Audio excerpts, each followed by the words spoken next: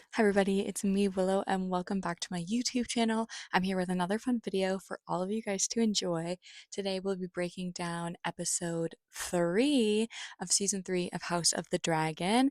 And what a wild episode this was. It was very tonally different, but I am so welcoming of this like aesthetic kind of like political charged episode.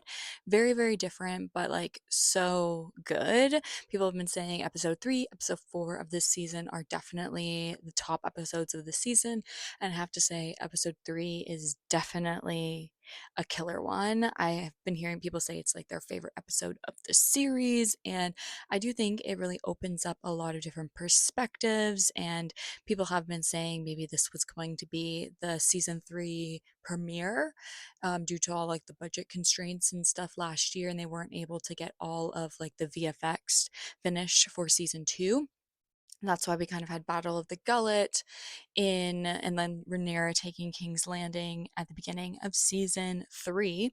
I don't mind this build up. I think it's actually kind of interesting getting to see the battle, that ramification, understanding that the war is like so close in this world. Like, the war, like Damon said, oh, it's over. Is it actually over? I don't think so. We just had all of these people die in the fleet. High tide is completely ruined, like all of that ramification to those royal houses, the resources, the ships, being mentioned. We don't have all the ships to be able to bring resources to Rhaenyra and King's Landing. So I think that episode, Battle of the Gullet, also emphasizing Jace's death and how this is kind of pushing Rhaenyra into more of a madness, paranoia, power hungry, like making it not for her sons to die in vain, but she needs to take this Iron Throne to avenge them. I also think her taking King's Landing was also super interesting as well to set the tone for this episode for the third one of the season.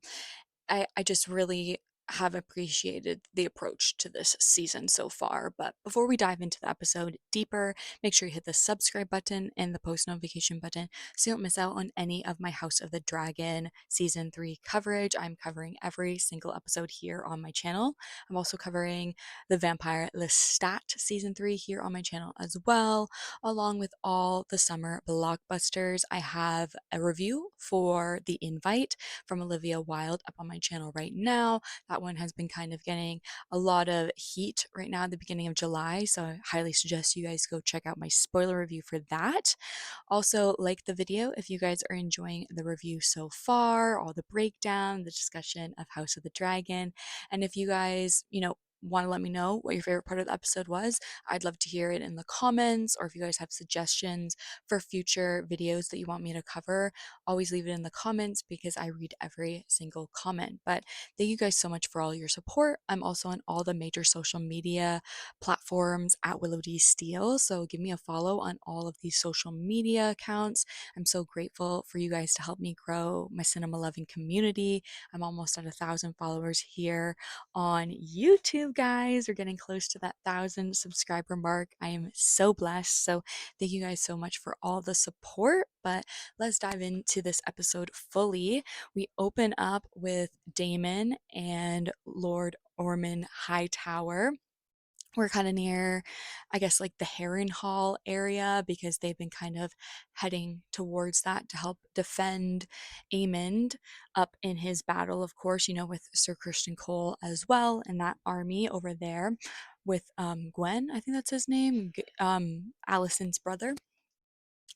Um, but all that craziness, is going down, and Damon pulls up after Kate taking King's Landing with Rhaenyra in the last episode, pulls up with their new dragon riders, Ulf and Hugh, and basically telling Ormond, you must surrender all of your Hightower army and basically, devote yourself to the Queen. We won't kill you guys, we won't burn you guys as long as you guys bend the knee. And Orman, you know, I feel like we've already established he's a big personality. I don't think he would go willingly with his requests, but he does. You know, he doesn't push back at all. He says, okay, we will put our allegiance towards Queen Rhaenyra. I have all these men. I don't want to risk their lives. So he pulls his sword out, bends the knee to Rhaenyra, and gives his allegiance to her. So then they could all go back to Old Town, you know, unscathed, not fighting this war anymore. And it seems like it's all going to be fine and dandy. And then Damon's like, oh, actually, I need your ward, Darren Hightower. I need him, or Taryn, or is it Darren? I think it's Targaryen, actually. But he brings forth, you know, this silver haired young kid. And we see his dragon in the background as well. I know a lot of people have been saying, why didn't they bring the dragon with them as well? Which I thought was kind of intriguing. Obviously, we just have to kind of push past this narrative stuff because there are a little bit of flaws. That's why I don't think this is like a perfect episode, because they do make a little bit of changes from the book to the series to make it a little bit more cinematic. I feel like a lot of different changes have been made in this episode specifically for Rhaenyra, but they bring home to King's Landing this boy that they believe is Darren. He's silver haired. He's in the green, you know, Hightower Targaryen, you know, colors. So very interesting. They go back to King's Landing.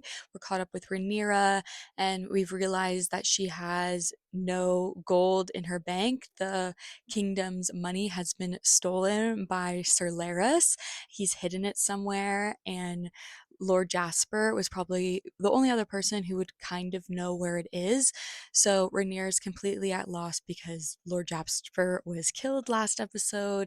You know, rather than being interrogating. Another thing with Damon, you know, he's kind of very brash and rushed and wasn't thinking, oh, maybe we should interrogate these people who've worked with the Hightowers and the Targaryens and understand where they are, where they've left the state of things, especially with Aegon. You know, he's disappeared. There's no body to prove that the usurper has been, you know, dethroned so Rhaenyra can take her rightful place. So there's a lot of different opposing, you know, like forces that are starting to be brought up here in King's Landing. And we're realizing just because we took King's Landing super easily doesn't mean ruling King's Landing is going to be that easy. Allison and Helena have been taken prisoners by Rhaenyra and Daemon by Team Black, and they're being held in the castle in King's Landing. They're not allowed to leave. Rhaenyra is basically given this ultimatum: when we find Aegon and we find Aemond and we've killed them, we can let you go. And Allison's like, okay, so I'm here as a prisoner and I'm just waiting for the untimely death of my sons. And Rhaenyra was like, well, yeah, like what more can I do? I can't just let these, you know, Hightower Targaryens from Team Green just be able to live, you know, freely. What does that show? You know, me as a ruler, me being queen, similar to the whole Otto having to execute him as everybody was watching, showing that she is this ruler. She can make these decisions and lay down the law. Same with Allison and Helena. So they're being kept hostage. We do get this maybe little premonition from Helena being like, oh, I can't be in this room. And we don't really investigate that further. I'm thinking this is like the nursery where her son was murdered in like the whole, you know, season 2 beginning, cheese and what is it called? Rats and cheese? I don't think that's what it's actually called, but you know what I'm talking about. So I'm wondering if that's going to further develop, because I really do like Helena so far in this season. I feel like she's been really emphasized, and I just love the Dragon Dreamers. I find them so alluring, and I feel like it'd be way more interesting if we dived a little bit deeper into her psychology and where she's thinking of herself as like a Hightower Targaryen in this whole, you know, Dance of the Dragons. But we get a lot of one-on-ones with Rhaenyra and Alicent. Rhaenyra often, coming to her for guidance, like after she's seen a lot of the small folks and felt very overwhelmed by all of their different requests. We have the one woman, I can't remember the character's name, but she was working in the brothel with Aemond and being that like motherly figure for Aemond in the brothel. And she is kind of like a whisperer, like person along with Missandreis. So very interesting to see, her coming to the small council, like kind of talking, to Rhaenyra, basically saying that all of the high titled people in King's Landing bought up all the resources and left the small folks with nothing, really propositioning Rhaenyra, like, what are you going to do about this? How are you going to take care of your small folks? And Rhaenyra going to Alicent being like, I know that you did this while my father was kind of indisposed at the end of his life. How were you able to like sit on the small council and defend, King's Landing and make the small people feel heard, like, and at the same time, making the high powered people in King's Landing also feel heard? Like, how do you do it? And Alicent's basically like, well, you're going to have to like let people starve, let people die. Like, you're going to have to lay the law down, you're going to have to arrest people. It's not easy. And at the same time, your small council is going to be fighting against you because you are a woman.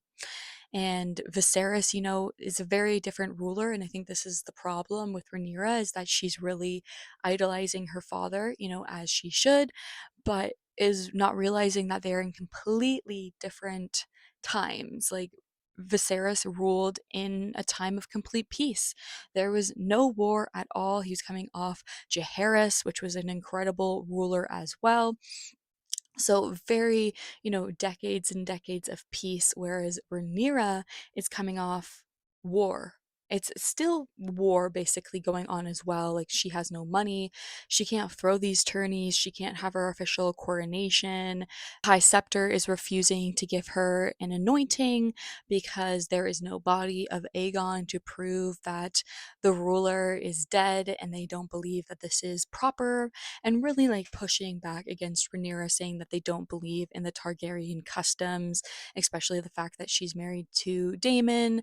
They don't like, they're super religious, very conservative, have a big influence over the small folks, and they don't love the queer customs from the Targaryens, the fact that they believe themselves to be gods, to be higher than the other mortals around here. We're also seeing this being pushed, this ideology from Daemon and his visions of Aegon's dream and his prophecy, and seeing Daenerys and him believing that they, as the Targaryens and the Valerians, are, gods, and he wants to just rule, Dorne, grab that as well because they're free right now. He wants to go to the far reaches of the world and see the men with wings flying. And it's like, we got to come down a couple levels, The small folks are starving. They have no food. The cattle are being used to feed the dragons. They really are struggling. And these are the things that Rhaenyra has to face. And Alicent's telling her, oh, you're not going to be able to rule the same way as your father due to the situation that we're in, and the fact that your father lived in this magical fantasy world, with the fact that he was a man, he lived in peaceful times, he was using his little diorama things of High Valyria. Like, it's, you are just not the same type of ruler, and you have to accept that. And Rhaenyra doesn't want to accept that. She wants to save everybody. She wants to be this perfect, beautiful ruler. She was the, it was the realm's delight. She doesn't want to be seen as the cruel. And unfortunately, that is kind of how the narrative is going to be pushed, due to how she reacted with the high rulers in King's Landing. Rhaenyra holds this big banquet to basically bring in all these high titled people in King's Landing to say thank you for supporting me. I think it's super funny as well because she's like, maybe it was a little bit later than I was hoping for, but thank you for siding with Team Black. She's like, here is your meal. And she brings in all of these rats to be their delicacy for the evening, because we've also been seeing the rats run around throughout King's Landing and the castle throughout the whole episode. We have the maester mention again at the beginning of the episode that Aegon had all the rat catchers killed and hanged, and just seeing Rhaenyra's face and realizing that is all because of Daemon's plan, and then having the rat catchers kill the son of Aegon, the heir, and they all believe it was Rhaenyra's plan. I thought that was a brilliant little moment, and then her bringing that back full circle to feed the high titled people the rats, and they're like, what is this? And she's like, oh, this is your meal, you guys are the rats, you guys sided with Team Green rather than siding with the rightful heir that Viserys assigned. Like, you are buying up all the resources, letting your people go hungry. Why shouldn't I feed you rats? And I think this is really showing, the narrative of Rhaenyra the Cruel that's been in the book, the history books that have been prepared by the high members of society. I think it's also important to mention that the High Scepter is also super influential with reading and text. They're the only ones who really know how to read. The small folks don't have that knowledge. So they're often, feeded this propaganda from the High Scepters, from the high titled men and women of King's Landing. Like, where do they get their jobs? Where do they get their resources? It's from these people up above. So they're the ones who are writing history, not the small folks, that's benefiting. Like, Rhaenyra also had all of her gold cloaks go through all of these high titled people's homes and get all of the resources that they had, hastily bought up, and is going to divide it back up with all the small folks in King's Landing. So, of course, this is benefiting the small folks, but the small folks aren't the ones who have control over writing history. So, I think it's super brilliant that this is what they're doing, kind of proposing Rhaenyra as the Cruel, as the way that she has reacted to the High Scepter and wanting her anointment done without Aegon's body being able to be presented. The fact that she's, married to Daemon, her uncle, her husband, the queer relations and customs of the Targaryens not aligning with the High Scepters, and also her reaction to this banquet with all the high titled men and women of King's Landing, just so brilliant. I also love the little twist that they had with Rhaenyra getting her period right before she's supposed to take on this big, task of becoming this powerful leader, listening to the small folks, listening to the high titled people, hearing all of the bank information, not having her small council be built even as well, because she doesn't trust the people in Dragonstone because they let her be locked up during the Battle of the Gullet by Jace. So she's really, starting from scratch, and then this poor girl gets her damn period. And oh my god, I can say that's happened to me as well. Just at the worst moment, you get your damn period. So I did think it was very relatable. I know some people might have a little bit of issues with it, and like, I do think it was a little bit like, I'm like, okay, like, why are we giving her her period, But, I've embraced it. I think Emma Darcy gives a very great performance with it. And the idea that the Iron Throne, those who rule it, are pricked, if they aren't the rightful rulers. So I thought that was very interesting because that happened with Viserys, because of course it should have been not him, but of course, the rightful heir during Jaehaerys's time was Rhaenys, but he gave it to Viserys because he was a male. And then he was pricked by the Iron Throne and he got super sick and passed away. So in the history books, it's said that Rhaenyra was also pricked by the Iron Throne, and that everybody saw the blood.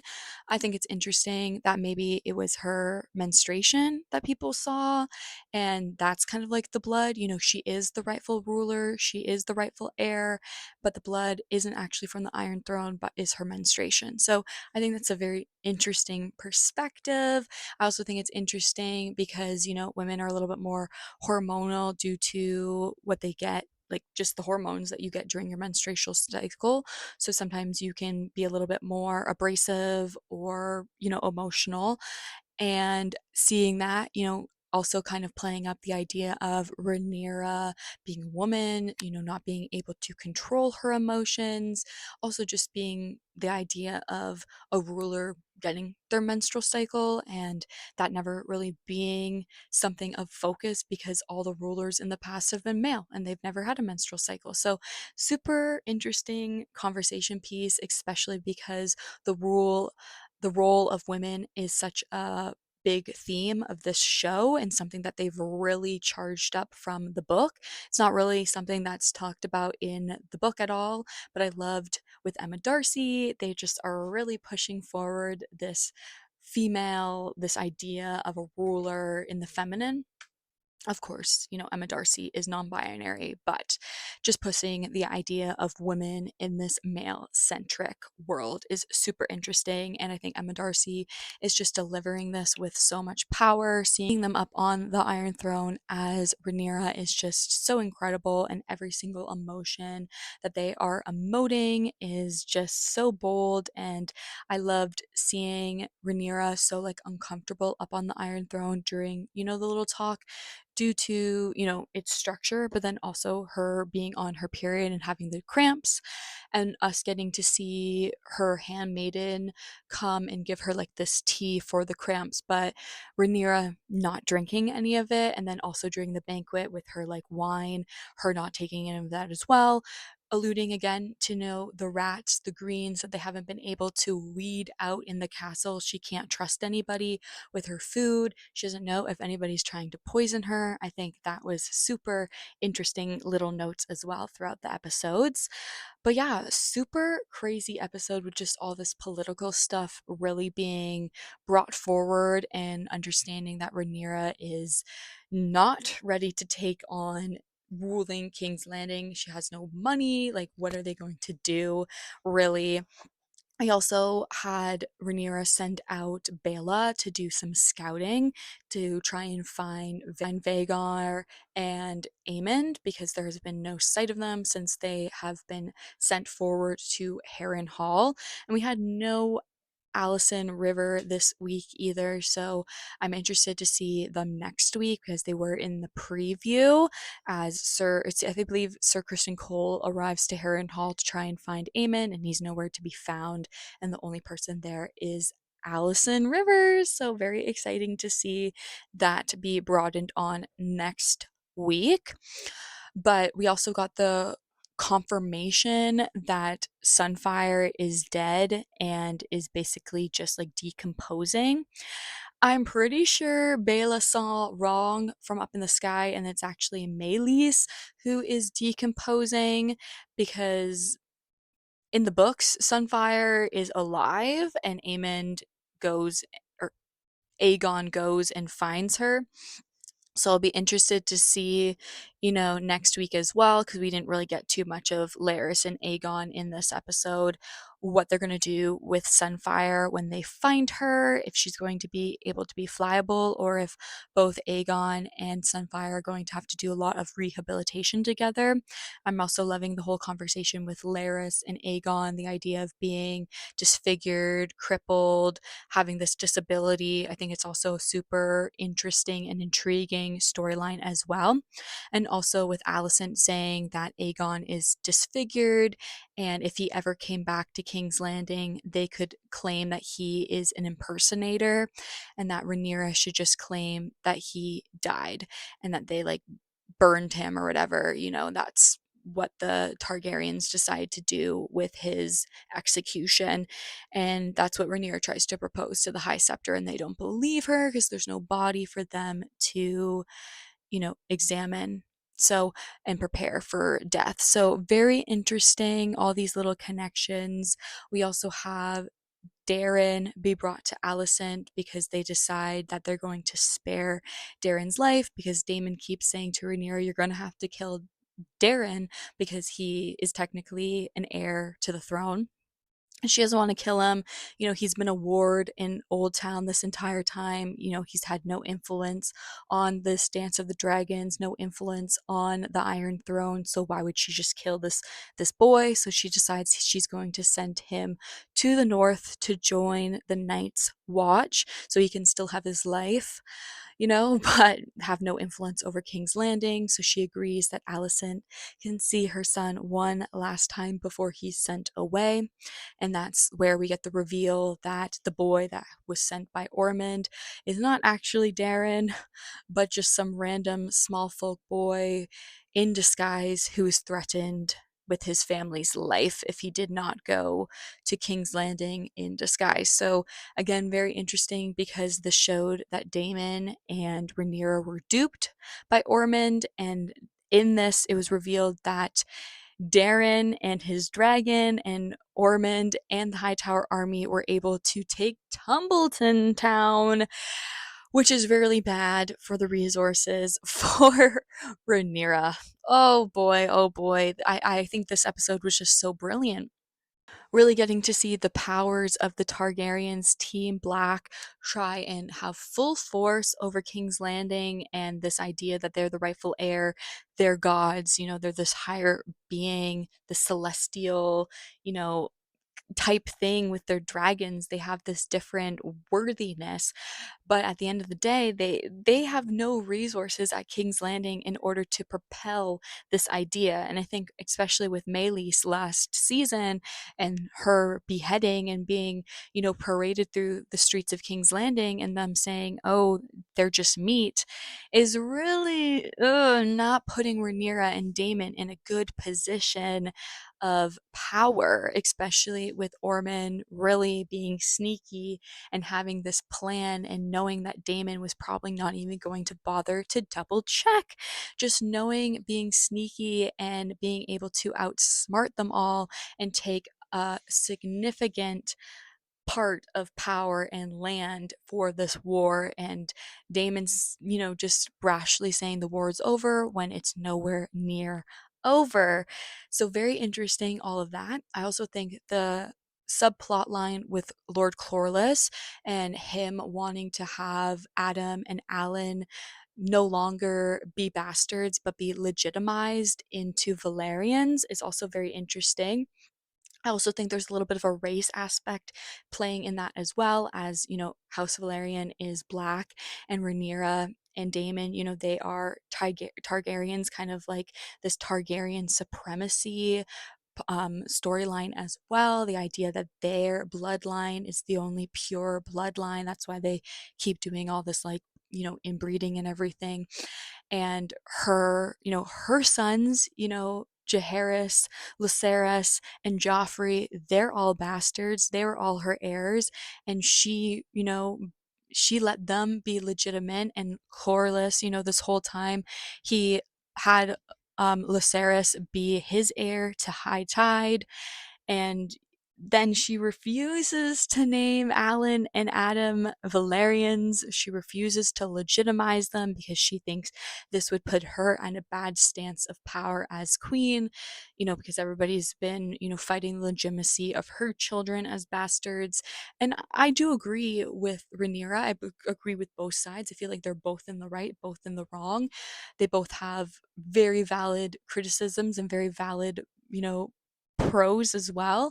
But I think Corus's reaction after when Rhaenyra says, I can't, I can't go forward and have this one of my first, pieces of power is making both of these bastards legitimized. Like, I just can't do that. And then he reacts so poorly, just basically treason, just calling Joffrey her only living heir left, of this, her first heirs being a bastard.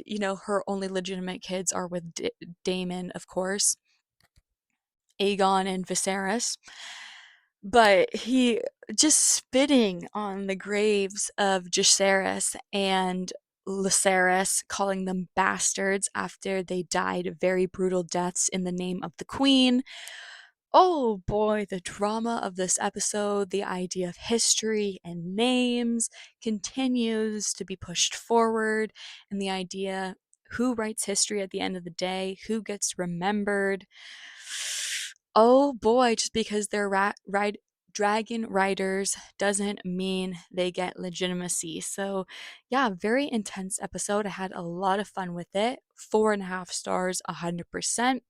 I think if there was a little bit more action, maybe it would have been pushed to 5. So I'm so excited for next week because I'm actually really interested to see what goes down at Harrenhal with Aemond and Allison Rivers. I find Aemon such a complex character, and same with Aegon. I think everything going on with Aegon and Larys going to Sunfire is also going to be super cool too. So I'm really intrigued with the storylines that we didn't get super fleshed out in this episode are going to be fleshed out in episode 4. So just so much promise for the rest of the season. First 3 episodes have been super, super strong, and I just can't wait for the rest of the season. Hopefully it's nowhere but up for the rest of the season. Hopefully just 5-star episodes for the rest. I'm so excited. Let me know what you guys thought about episode 3 down in the comments below. I'd love to get this conversation going.